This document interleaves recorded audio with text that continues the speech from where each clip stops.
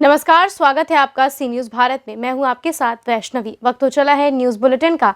इस बुलेटिन में जानेंगे कहां पुलिस की मिलीभगत से खुलेआम बिक रही है कच्ची शराब, कहां निकाली गई रन फॉर वोट रैली, कहां शिक्षकों की लापरवाही से चौपट हुई शिक्षा व्यवस्था। ऐसी ही तमाम खबरों पर आइए डालते हैं इस बुलेटिन में विस्तार से नजर। रेवती थाना क्षेत्र के अंतर्गत बैरिया मुख्य मार्ग दुसाद टोली और बाखर गांव में कच्ची शराब का अवैध धंधा जोरों पर चल रहा है। मिलीभगत से खुलेआम बिक रही कच्ची शराब।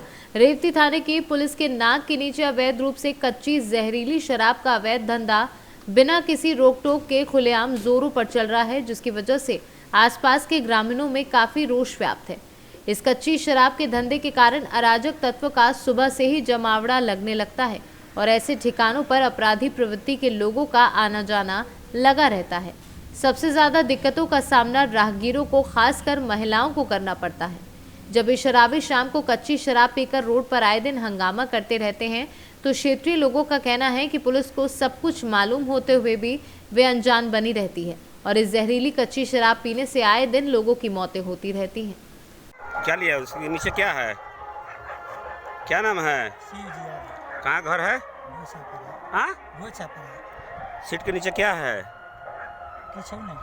दिखाओ।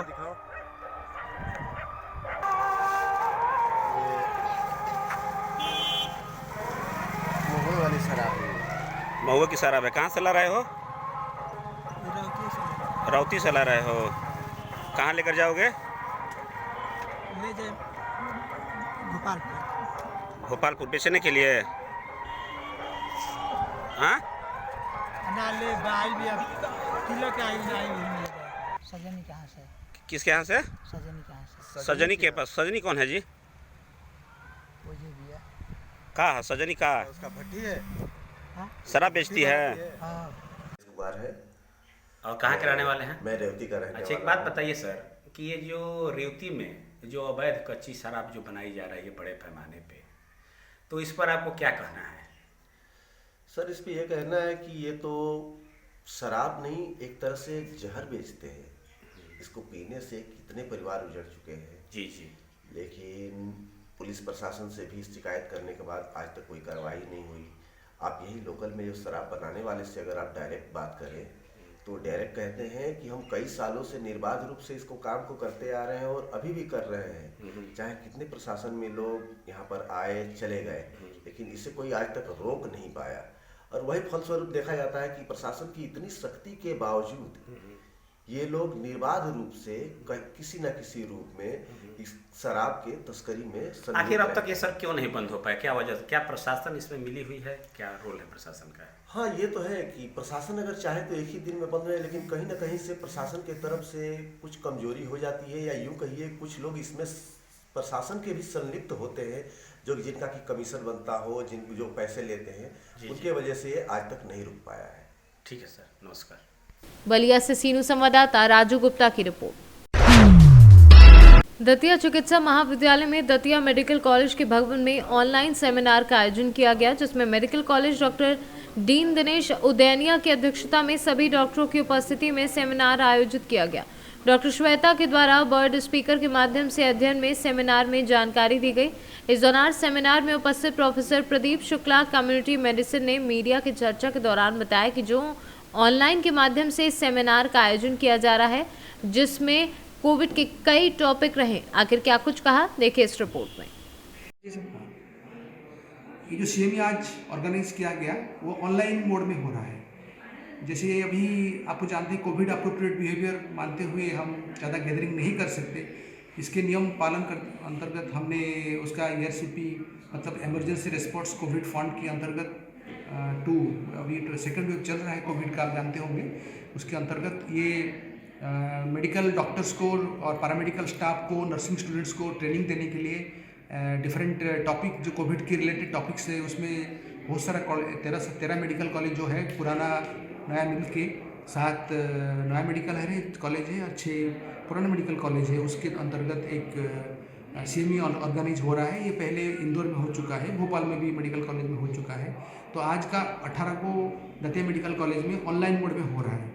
उसका पूरा श्रेय जाता है डिपार्टमेंट ऑफ मेडिकल एजुकेशन को, और हमारा डीएन उदयनीय सर जो ग्वालियर से बिलोंग करते हैं और अच्छा बड़ा न्यूरोलॉजिस्ट है, उसने 2 महीने पहले मेडिकल कॉलेज में डीन की पद पर जब आसीन हुए थे, उसकी बाद उसने हमारे सीएमई का प्रोग्राम सीएमई का हुआ।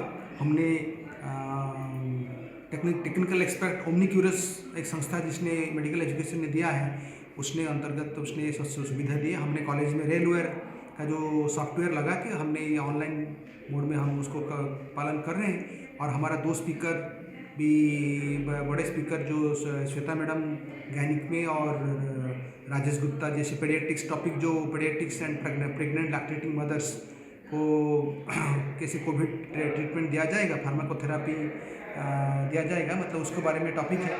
तो 2 स्पीकर पेडियाट्रिक्स का professor HOD and Shweta madam gynaec HOD, दोनों को मैं चीफ स्पीकर बनाया गया और चेयरपर्सन सब प्रोफेसर को बनाया गया। और मैं organising secretary doctor Pradeep Shukla community medicine department का, मैं भी उसमें भी ऑर्गेनाइजिंग सेक्रेटरी रूप में काम कर रहा हूँ। और मुझे सब सहयोग मिलता है राजेश गुप्ता जी जो पेडियाट्रिक्स प्रोफेसर है उनसे, और बहुत सारा फैकल्टी सबको साथ में लेके मैं ये सीएमई ऑर्गेनाइज कर रहा हूँ और ये अच्छी तरफ से चल रहा है। और हमने पहली बार यहाँ एक ऑनलाइन का बड़ा सीएमई आयोजन किया गया। और ये की सुविधा ऑनलाइन में क्या सुविधा होता है ना, कहीं भी आदमी काम करते हुए भी मोबाइल में जूम की प्लेटफॉर्म पर में जुड़े हुए वो देख सकता है और पार्टिसिपेट भी कर सकता है। ये एक एडिशनल एडवांटेज ऑनलाइन में। बट ऑफलाइन सीएमई ज़्यादा अच्छा होता है जिसमें गैदरिंग होता है और स्पीकर को डायरेक्टली सुनने में मौका मिलता है। बट यहाँ भी आप सुन सकते हैं, स्लाइड शो भी कर सकते हैं। तो ये एक जो बड़ा सीएमई हो रहा है इसमें डॉक्टर्स को नॉलेज में और रिफाइंड हो। दतिया से सीनू संवाददाता नितिन दांत्रे की रिपोर्ट। फिरोजाबाद में आज हजारों की तादाद में छात्र छात्राओं ने वोट फॉर रन में हिस्सा लिया। जिलाधिकारी ने फिरोजाबाद की जनता से अपील की कि अपने मतदान का प्रयोग अवश्य करें और 90% वोटिंग फिरोजाबाद में कराना है। वहीं एसएसपी आशीष तिवारी ने फिरोजाबाद की जनता को सुरक्षा और निष्पक्ष चुनाव का भरोसा दिलाया। पुलिस और जिला प्रशासन फिरोजाबाद 20 फरवरी को फिरोजाबाद में होने वाले मतदान के लिए पूरी तरह से तैयार है। निष्पक्ष, पारदर्शी और भयमुक्त वातावरण में इस चुनाव को आयोजित किया जा रहा है। सभी मतदाताओं से अनुरोध करने के लिए, उनसे आग्रह करने के लिए कि 20 तारीख को वो उदासीन ना रहें और अधिक से अधिक संख्या में बूथों की ओर पहुंचकर अपने मताधिकार का प्रयोग करें। ऐसा आह्वान करने के लिए यहाँ पर दैनिक जागरण की टीम की ओर से रन फॉर वोट कार्यक्रम का आयोजन किया गया है। इसमें सभी बड़े अधिकारी और जनता की तरफ से बहुत सारे लोग और बच्चे यहाँ मौजूद हैं। वो इस उत्साह का संचार करेंगे और मुझे उम्मीद है कि फिरोजाबाद में हम लोग जो 90% वोटिंग के लक्ष्य को लेकर चले हैं वो हासिल कर पाएंगे। इस उत्साह के साथ अभी रन फॉर वोट आयोजित होने जा रहा है, लोग रन करने जा रहे हैं। सर, चुनाव नज़दीक है, फिरोजाबाद की जनता के लिए क्या संदेश देना चाहिए? सभी के लिए संदेश ये है कि बिना किसी प्रभाव, दबाव या प्रलोभन के आप अपने स्वविवेक का इस्तेमाल करते हुए मताधिकार का प्रयोग करें। 20 फरवरी को पुलिस और प्रशासन ने सभी व्यवस्थाएं की हैं। भयमुक्त और पारदर्शी तरीके से फ्री एंड फेयर इलेक्शन कराया जाए। 20 तारीख को भारी संख्या में मतदान करें, निर्भीक होकर मतदान करें। निष्पक्ष चुनाव और अच्छे चुनाव कराने की जो पूरी जिम्मेदारी है वो पुलिस प्रशासन ने ली हुई है।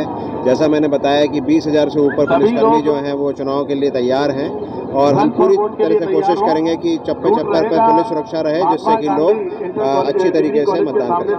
एसएसपी सर, पुलिस प्रशासन की ओर से फिरोजाबाद की जनता के लिए क्या संदेश रहेगा? देखिए, संदेश यही है कि भारी संख्या में मतदान 20 तारीख को करें और पुलिस प्रशासन को किसी भी प्रकार की कोई भी सूचना हो इमीडिएटली आप जो नंबर है 112 का नंबर है उस पर कॉल करके जानकारी दें जिससे कि हम आपकी समय रहते हुए मदद करें। फिरोजाबाद से सीनू संवाददाता सन्नेश कुमार गुप्ता की रिपोर्ट। नौनिहालों को साक्षर बनाने के लिए सर्व शिक्षा अभियान चलाया जा रहा है। इसके तहत परिषदीय विद्यालयों में अध्ययनरत छात्र एवं छात्राओं को किताबें, ड्रेस व एमडीएम मुफ्त में दिया जाता है। इस व्यवस्था में सरकार का प्रतिमाह करोड़ों रुपए खर्च हो रहा है। लेकिन शिक्षकों की लापरवाही से जिले के अधिकतर परिषदीय विद्यालयों की शिक्षा व्यवस्था बेपटरी हो गई है। इससे नौनिहालों को गुणवत्तापूर्ण शिक्षा नहीं मिल पा रही है। इससे बच्चों का भविष्य चौपट हो रहा है। साथ ही शासन की मंशा पर पानी भी फिरता नजर आ रहा है। विद्यालयों में तैनात शिक्षक वेतन के नाम पर मोटी रकम डकार रहे हैं। इसके बाद भी कुछ शिक्षक अपनी जिम्मेदारियों का निर्वहन सही ढंग से नहीं कर रहे हैं। मामला मैहर विधानसभा क्षेत्र के शासकीय हाई स्कूल कल्याणपुर से सामने आया है, जहां कक्षा 1 से लेकर 9वीं तक के बच्चों की क्लास चल रही थी। तभी पत्रकार द्वारा हर क्लास में जाकर बच्चों से उस विषय की जानकारी ली गई जो विषय उस वक्त पढ़ाया जा रहा था, लेकिन किसी भी क्लास में बच्चों द्वारा अपनी शिक्षा पद्धति अनुसार कोई भी जवाब नहीं दे पाया। आपके बच्चे होंगे, कितने बच्चे हैं आपके? मेरे 2 बच्चे हैं। कहाँ पढ़ाती हो आप? सर गुरुकुल में पढ़ाती हूँ। कहाँ पढ़ाती हैं? गुरुकुल स्कूल। क्यों गुरुकुल में पढ़ाती हैं? यहाँ क्यों नहीं पढ़ाती? हो गया सर, अब शासकीय में लिखा ना उनका नाम इस साल से। हाँ? दुर्गा लोधी। पापा का? अपने से बड़ों का जिसका नाम लेते हैं उसको क्या लगाते हैं? श्री। क्या लगाते हैं? श्री।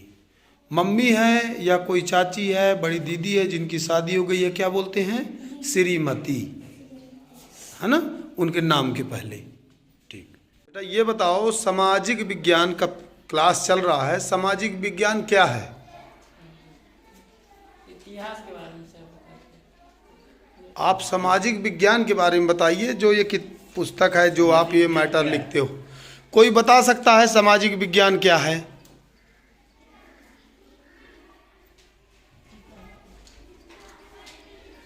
समाज के बारे में जानकारी। समाज क्या कहलाता है?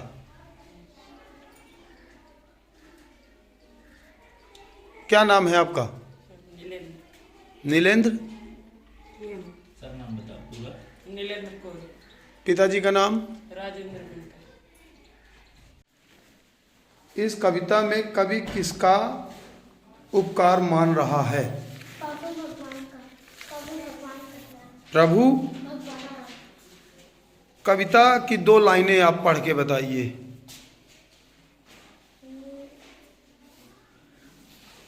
बताइए कविता की 2 लाइन, जो कविता है, क्या है ये प्रार्थना? मैं सुबह मैं मन में कहता हूँ, प्रभु मैं तेरा भारत में रहता हूँ। और मुख्यमंत्री कौन है आपके? मध्य प्रदेश का मुख्यमंत्री कौन है?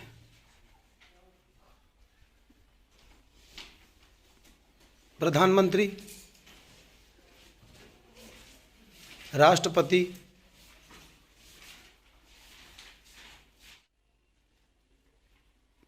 नहीं जानते हो? नहीं जानते हो? कोई जानता है यहाँ के विधायक जी कौन है?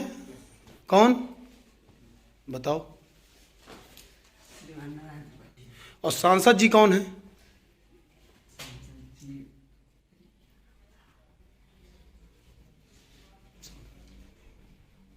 चलो ठीक है। आपके यहाँ के हेड मास्टर कौन है?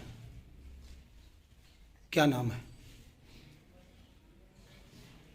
चलो ठीक है। क्या कारण है कि आपकी स्कूल का स्तर इतना नीचे है कि यहाँ के बच्चे 9th क्लास के आपका नाम, इवन यहाँ के विधायक प्रतिनिधि जो भी हैं, प्रशासनिक अधिकारी हैं, यहाँ तक कि डायल 100 का भी क्या उपयोग है नहीं बता पा रहे हैं? क्या कारण है? अब ये शैक्षिक, जैसे हमारे यहाँ भैया हाई स्कूल में पूरे टीचर हैं। मेरा काम पूरा स्कूल का मैनेजमेंट करना है, क्लास भी देखना है। जी जी। मैं जो है मिडिल क्लास, जैसे 8th हो गई, इनमें ज़्यादातर मेरे पूरा प्रभार भी है मेरे पास। जी जी। तो मैं इन्हीं चीज़ों में लगा रहता हूँ। जी। हाई स्कूल के जितने टीचर हैं, विषयमान उनको मैं सौंप दिया हूँ कि आप लोग अपनी अपनी कक्षाएं सुदृढ़ करिए। जी जी। अब ये जवाबदारी तो सभी शिक्षकों की है, मेरी अकेले की तो नहीं है। बिल्कुल जी।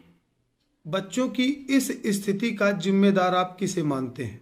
मैं अपने आप को भी मानता हूँ और अपने विद्यालय के सभी स्टाफ को मानता हूँ।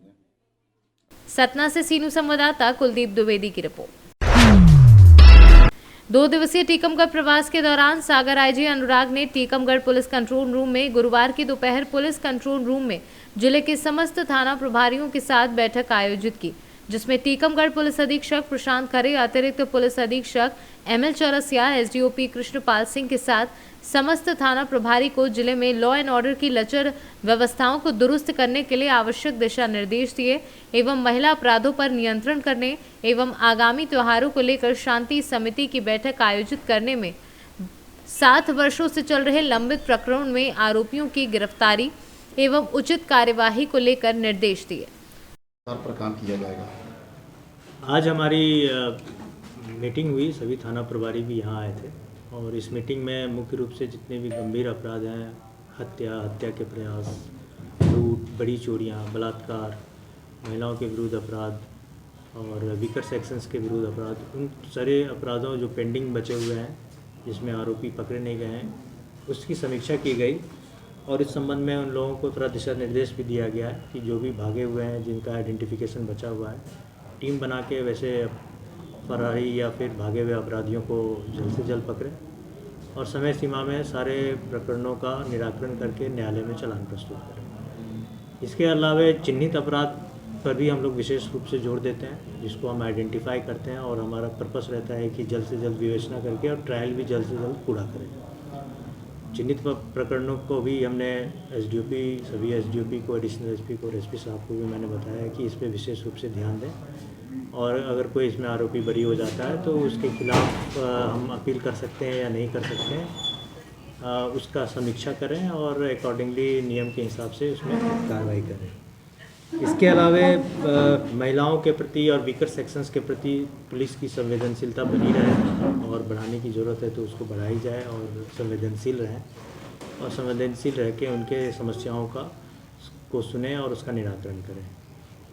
आने वाले समय में जो कानून व्यवस्था वाली जो कुछ त्यौहार आने वाले हैं, कुछ त्यौहारों पर विशेष रूप से ध्यान रखें। महाशिवरात्रि है, होली है, शब बारात है, उन सब चीज़ों के लिए जो चीज़ें जिस चीज़ों की ज़रूरत है, शांति समिति की बैठक लेनी है, लोगों से बात करनी है, करें ताकि ये त्यौहार सभी त्यौहार अच्छे तरीके से शांतिपूर्ण माहौल में इसका संपन्न हो सके। अवैध गतिविधियों के विरुद्ध भी कार्रवाई आवश्यक है, क्योंकि इसका हर महीने एक समीक्षा होती है शासन स्तर पर, जिसमें शराब माफियाओं के विरुद्ध कार्रवाई, अवैध खनन के विरुद्ध कार्रवाई, मिलावटखोरों के विरुद्ध कार्रवाई, जुआ सट्टा करने वालों के विरुद्ध कार्रवाई, इन सब चीज़ों पे कार्रवाई के लिए हमने यहाँ के अधिकारियों को निर्देशित किया है, इसमें वो कार्रवाई करेंगे।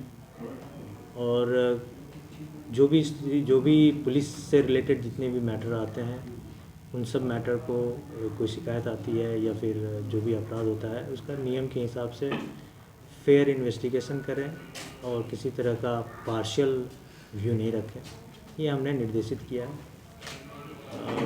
सर, थाने में जितने भी पुलिस ऑफिसर्स हैं और आरक्षक हैं, क्या सर जिनकी डी चल रही है, जांच चल रही है, उनको थाना प्रभारी या सर पुलिस आरक्षक उस थाने में रखा जा सकता है या अभी इसको लेकर कोई वो करेंगे जब तक डी चल रही है, जब तक उनको ना रखा जाए?